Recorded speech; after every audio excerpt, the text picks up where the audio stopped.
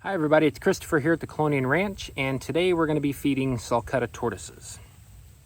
This fella here is Wally chowing down on some, this is clover, which grows wild here on the ranch, so we have an abundant supply of it, and the tortoises absolutely love it. And this little gal coming up here, this is Koopa. So they're chowing down here on some wild clover. It's actually really good for them.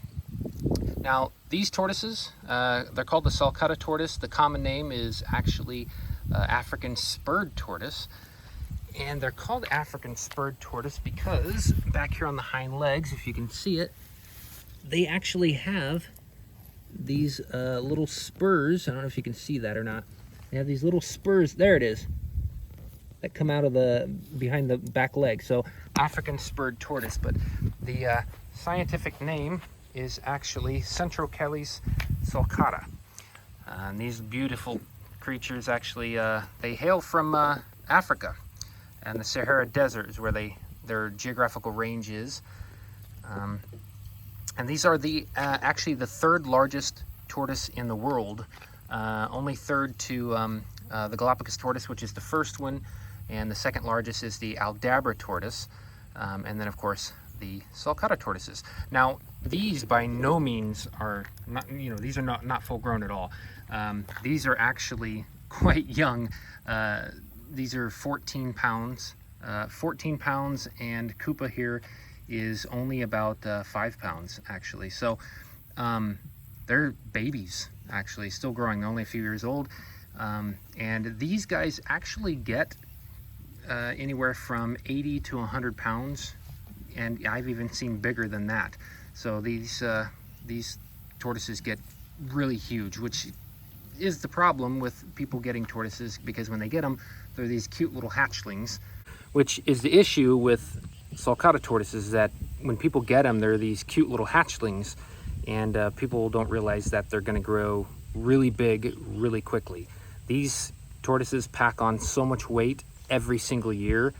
Within a matter of 4 years, you can have a 15 to 18 pound tortoise on your hands and not know what to do with them.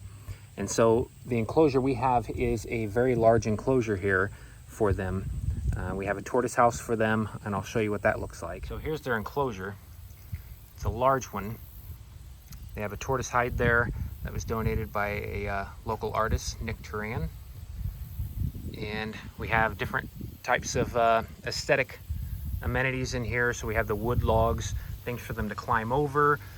We feed them on rock so that they can actually trim their beaks when they eat, and so they don't end up swallowing rocks and things like that on the ground.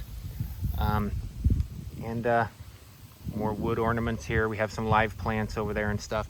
And of course we do have water dishes for them to drink out of, fresh water every day. We are going to be making concrete ponds soon in here, so not exactly sure where we're going to put it, maybe in this area, but we'll be having some ponds. Now, aside from the tortoise house there that was donated, we have these plastic tortoise houses, which these actually work out great. I got these from Lowe's. They're storage bins, and I just flipped them upside down, and they use those every single day, so they work great to keep out of the sun.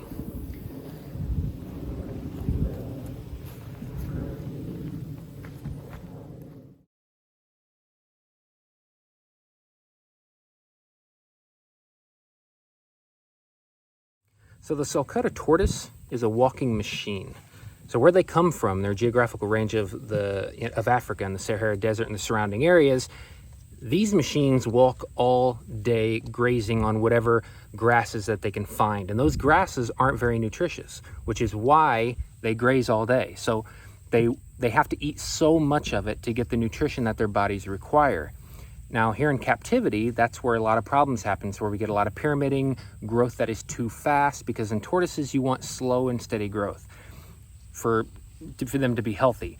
People, if you just feed them green leaf lettuce, romaine lettuce, endive, radicchio, all those store-bought types of vegetables and green leaf lettuces, they are packed with nutrition, and they're going to grow very quickly. That's too much nutrition for them.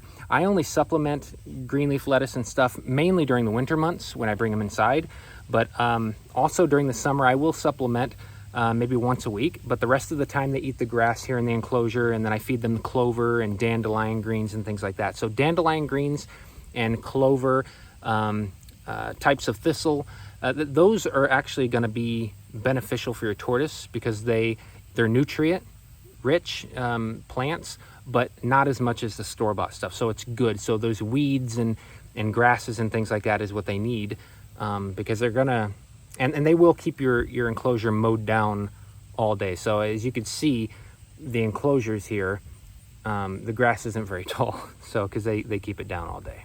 So there you have it. Just wanted to show you feeding the Sulcata tortoises here on the ranch. Don't forget to like and subscribe for more content. I will be posting more videos as time goes on, and just showing you what we do here. So like and subscribe. Thanks again for your time, and thanks for watching.